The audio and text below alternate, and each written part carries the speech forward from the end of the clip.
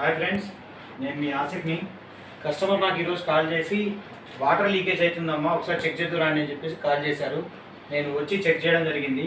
Hitachi AC ఇది, అలా చూడొచ్చు. లోపల మొత్తం ఐస్ ఫామ్ అవుతుంది. ఈ ఐస్ ఫామ్ మొత్తం గడ్డ కట్టిన తర్వాత ఎప్పుడైతే ఏసీ ఆఫ్ చేస్తారో ఆ గడ్డ అనేది మొత్తం కరిగిపోయి ఆటోమేటిక్గా స్వెట్టింగ్ వాటర్ అనేది ఎక్కువ వస్తుంది.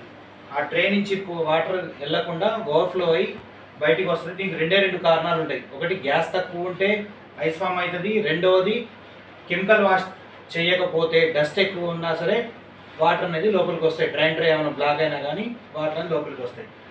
అది ఒకవేళ మీకు కూడా వాటర్ లీకేజ్ ఏమన్నా అయితే ఒక టెక్నీషియన్ పిలిపించి ఒకసారి చెక్ చేయించుకోండి. గ్యాస్ ప్రాబ్లమా లేకుంటే సర్వీసింగ్ ప్రాబ్లమా అనేది చెక్ చేయించుకోండి.